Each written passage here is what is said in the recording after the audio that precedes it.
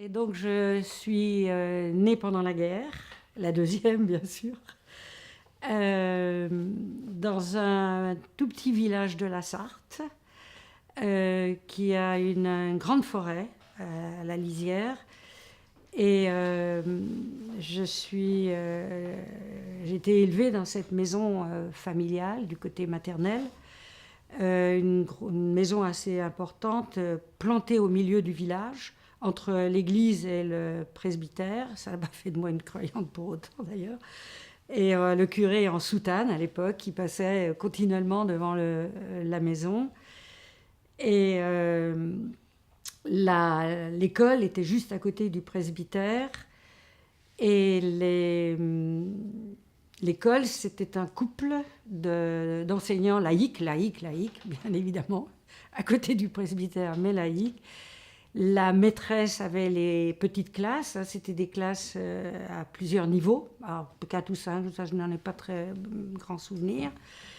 Et puis le maître avait dans l'autre cour les grands de 10-11 ans jusqu'au certificat d'études à l'époque, bien sûr. Donc j'ai fait mes premières classes dans ce petit village, élevé jusqu'en 1945 par mes parents. Mais en 1945, mon père et ma mère sont partis à Paris. Mon père était entré à la SNCF en 1942 et il avait été envoyé par la SNCF en Allemagne, à Linz, qui est en Autriche aujourd'hui, si je comprends bien, puisqu'il était cheminot, donc il était envoyé pour les chemins de fer à Linz, mais je crois que c'est en janvier 1943. Donc, avant ma naissance, mon père n'est pas quelqu'un, donc la relève, on sait ce que c'est, hein, c'était 2 ouvriers français qui partaient et un prisonnier qui rentrait. Alors, les Allemands ont joué le jeu la première fois, mais plus après, donc je crois qu'il n'y a eu que 2 fois. Mais au bout de 3 mois, mon père est revenu, et il est revenu au petit village. Mais bien sûr, les Allemands sont venus le chercher, donc il est parti. Il avait déjà fait faire sa carte de résistant. Et il est parti dans un maquis de la Mayenne, voilà. Et donc, en 1945, ils sont venus dans la banlieue parisienne, exactement. Et moi, je suis restée avec mon grand frère, mon frère aîné, jusqu'en 1947 chez mes grands-parents maternels. Mon grand-père s'occupait de moi, c'était un homme merveilleux. Et en 1947, on nous a séparés pour des questions de santé de ma grand-mère. Il est parti de l'autre côté de la Sarthe chez les grands-parents paternels. Je suis donc restée en fille unique avec des grands-parents. Et en 1950, mes parents ont eu un appartement, un grand appartement donc dans la banlieue ouest de Paris. Donc j'ai rejoint à ce moment-là mes parents. J'avais un petit frère qui était né, c'était le retour de la résistance. Et puis j'ai retrouvé surtout mon grand frère qui a toujours été un grand frère d'ailleurs, toujours tenu bien son rôle, un élément brillant dans la famille. Et au fil des années, j'ai eu 2 autres petits frères, donc nous sommes 5 enfants. Et de fille unique, je suis devenue l'unique fille en fait. J'ai été élevée en fille, non pas en fille unique, mais en unique fille. Donc j'ai quitté un petit village où tout était la grande liberté. Il n'y avait pas de voiture, donc la route nous appartenait, etc. Et je me retrouve dans un appartement, un bel appartement, dans un petit immeuble de entresol et 3 étages. Mais c'était un appartement, ce n'était plus la grande maison, cette liberté d'entrer et de sortir. J'ai eu un peu de problèmes d'adaptation quand même, mais c'était une époque un peu bénie pour les cheminots parce que la SNCF avait une culture sociale très développée. Donc l'appartement, cet immeuble était de la SNCF. Et puis Au pied de l'immeuble, il y avait un gigantesque stade, 4 terrains de foot. Non pas que j'aurais fait du foot, mais 2 grandes piscines. À 2-3 kilomètres de chez nous, on avait un jardin. Il y avait les colonies où allait mon grand frère. Moi, jamais, bien sûr, je retournais chez moi. Et puis, même dans ce cadre-là de politique sociale, en fait, mon grand frère est parti en Allemagne en 1955 pour une colonie. Il y avait autant d'Allemands que de Français. C'était vraiment une époque où on voulait la réconciliation.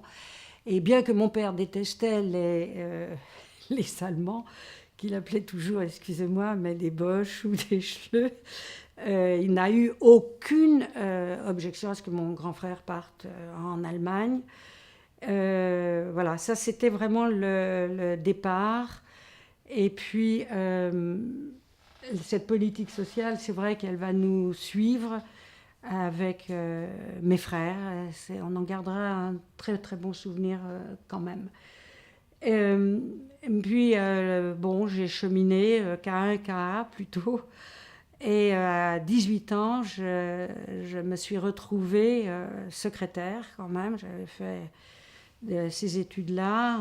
Dans les années 30, les filles devenaient couturières. Dans les années 50, les filles devenaient sténodactylo ou secrétaires. Bon, moi, on m'avait poussée jusque-là, dans un bureau. Et là, bien sûr, je me suis un peu enfermée quand même. Un bureau qui était le service du personnel, ceinturé par des tiroirs qui avaient des fiches. Les mêmes tiroirs qu'on retrouve dans les bibliothèques, avec les mêmes fiches, sauf que les bibliothèques, ce sont des livres. Moi, c'était des êtres humains. Mais je m'ennuyais quand même, profondément, je m'ennuyais. Donc, je n'avais qu'une envie, et j'ai toujours eu cette envie, c'était d'aller ailleurs. D'aller ailleurs, de connaître autre chose, de rencontrer d'autres gens. Ça a toujours été un petit peu le motif de départ. Et donc, dès que j'ai eu 21 ans, vers 64-65, eh bien, je suis partie à Londres. Je voulais apprendre l'anglais. Il y avait une grosse lacune. L'anglais était mal enseigné, et je crois que c'est toujours le cas. Je n'en veux pas au professeur, mais bon. Et donc, je suis partie à Londres. Et je suis restée 1 an et demi, peut-être un peu moins de 2 ans d'après moi. Et puis à Londres, là j'ai travaillé au YWCA à Charing Cross Road, centre de Londres. Je servais au self du YWCA. Donc j'avais mes matins libres, mes après-midi libres, donc je pouvais vraiment étudier l'anglais. Donc je suivais des cours. Et là je me suis immergée dans la langue véhiculaire, le parler, et dans les études, à tel point que j'ai raté le Swinging London. J'ai complètement raté Londres et je n'ai même jamais entendu parler des Beatles. Quand je suis rentrée en France, on m'a parlé de la Beatlemania, je ne savais pas ce que c'était. Mais c'est épouvantable d'être comme ça. En fait, c'est certainement un défaut, mais que je prends comme une qualité. Quand je fais quelque chose, je le fais à fond. Voilà, c'est comme ça. Mais Pouilloumas, ce sera d'ailleurs à peu près la même chose. Donc j'ai complètement... je n'ai pas raté Londres, parce que j'ai quand même bien appris l'anglais. J'ai passé le certificat de Cambridge, le Proficiency of Cambridge, donc je pense que j'avais un bon niveau. Mais alors sur la vie de Londres, là... en revanche, j'ai quand même été une fois en Écosse, il fallait... Mais si, je fréquentais beaucoup les concerts. Et j'allais aussi à l'opéra, que j'adorais, où j'ai vu Nureyev et Margot Fontaine à l'époque. Donc je sortais, mais la nuit, en fait.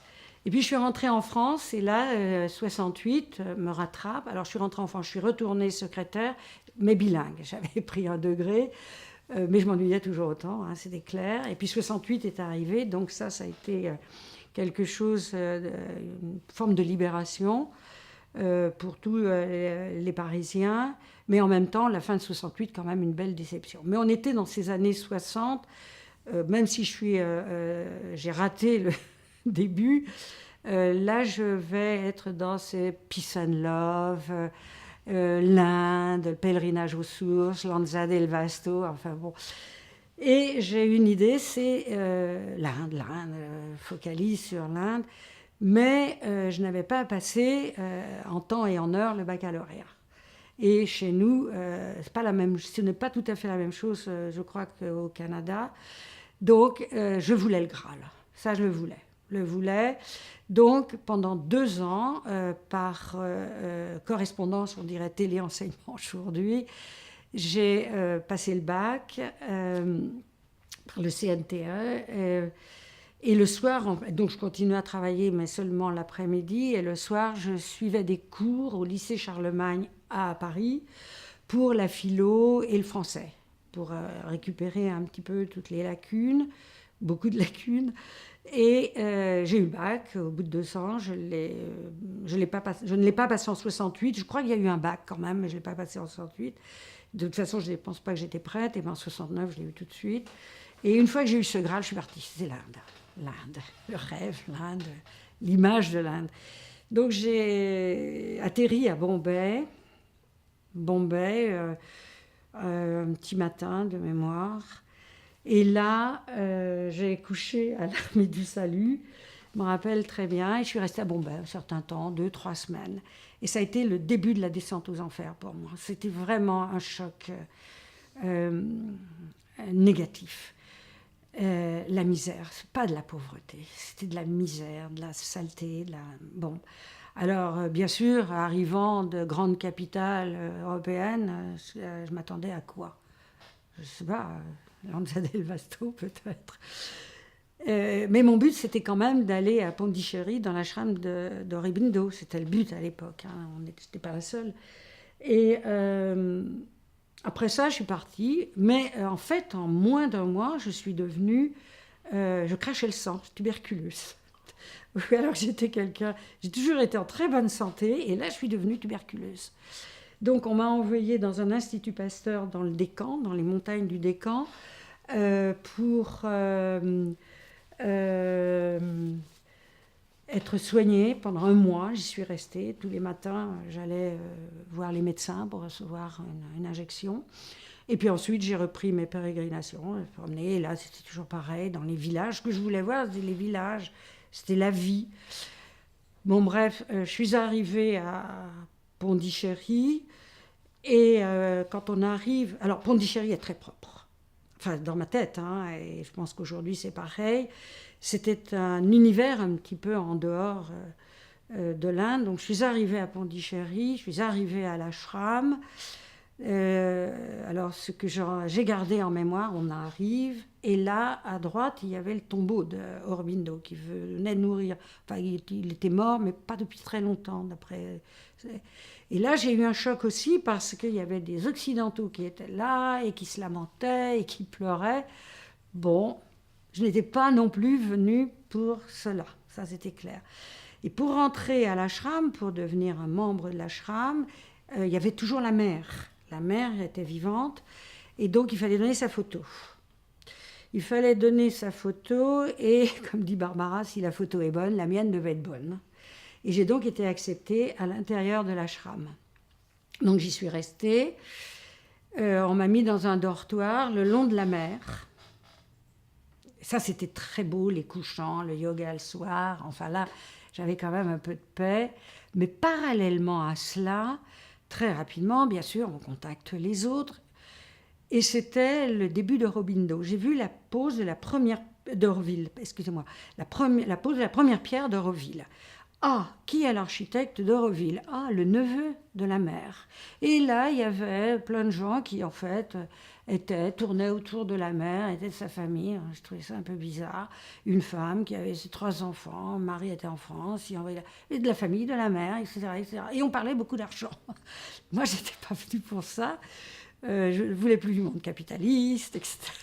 Donc, je suis restée quand même un peu parce que, comme je le dis toujours, je suis persévérante. Même si un film est mauvais, je vais aller jusqu'au bout pour me dire c'est pas possible, il doit y avoir quelque chose.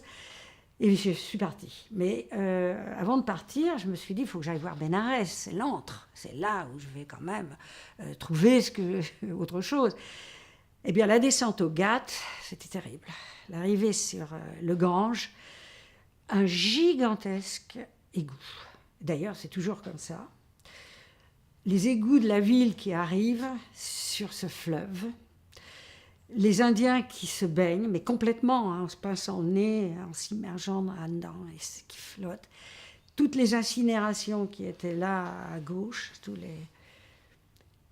Et j'entendais des plocs, plocs, et je demandais ce que c'était. C'était les crânes qui éclataient. Et quand on est à une petite vingtaine d'années, c'est pas facile quand même. Et puis, les pauvres n'ont pas assez d'argent pour payer assez de bois.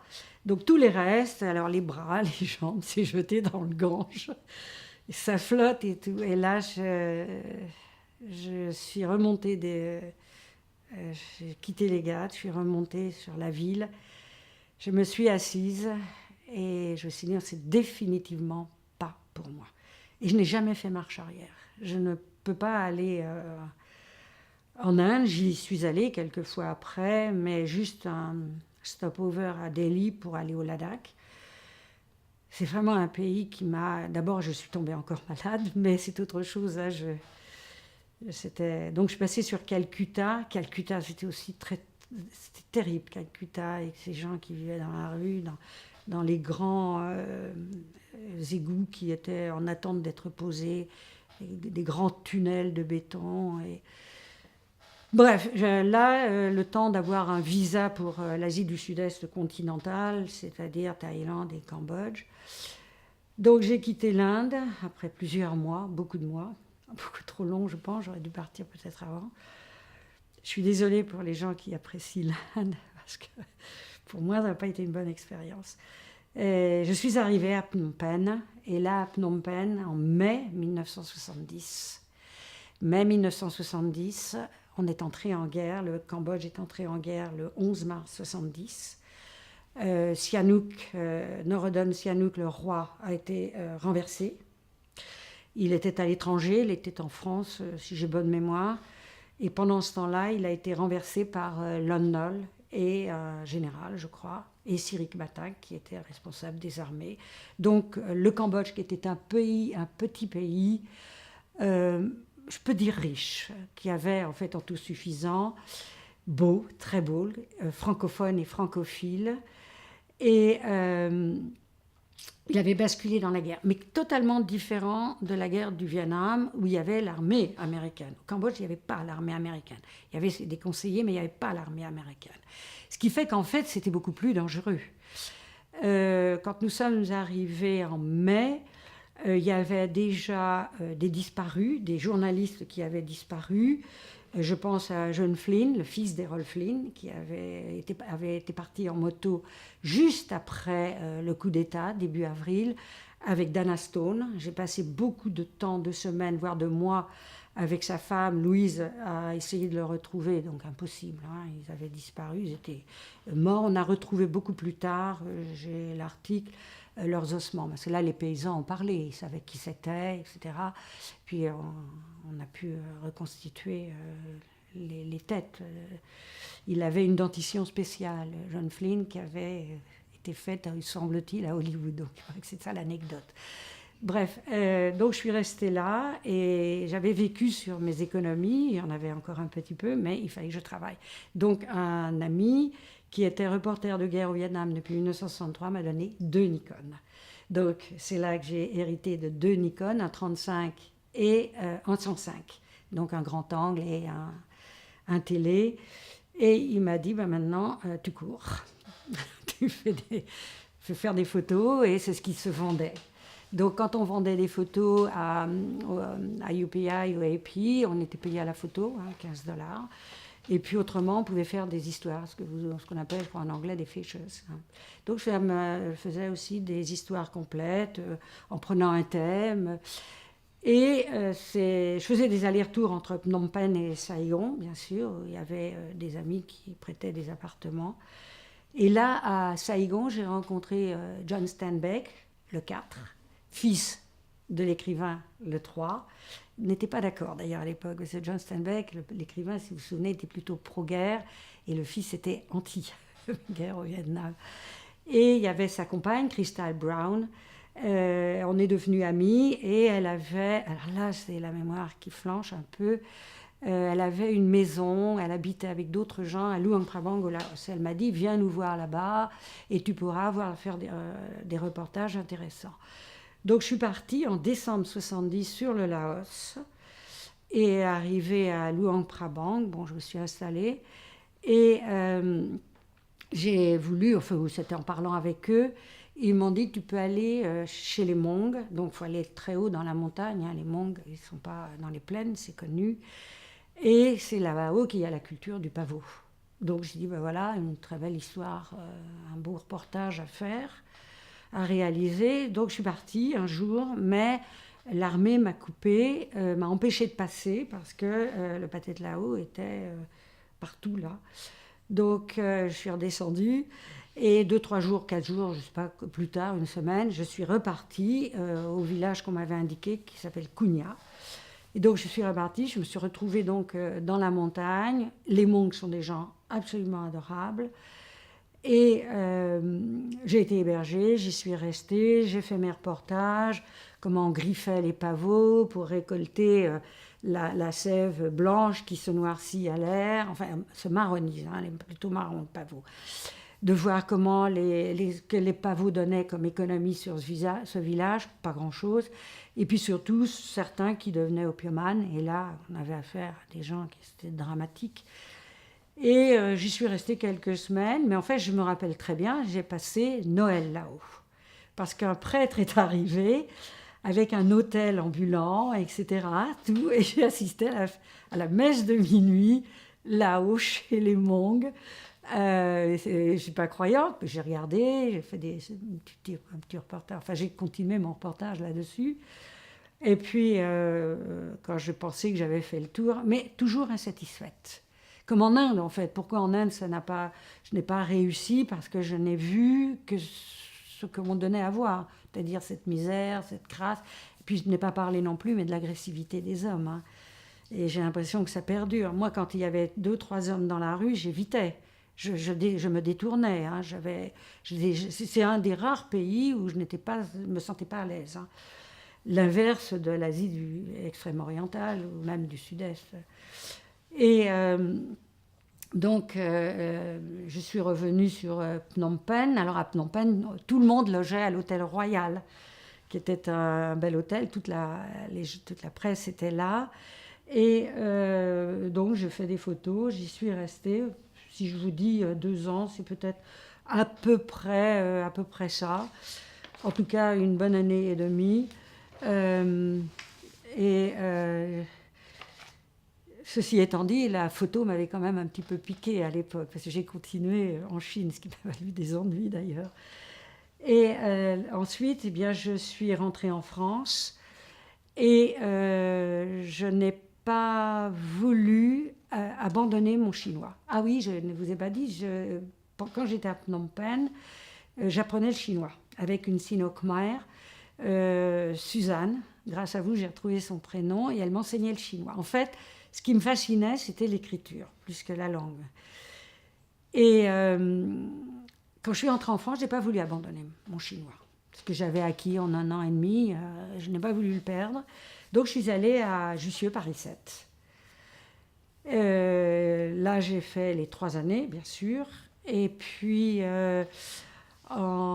j'avais trouvé d'ailleurs M. Georges Métayer, que j'ai retrouvé après aussi chez M. Audricourt. Le monde est petit. Et donc là, je vais donc attaquer mon cursus de chinois qui va en fait changer ma vie.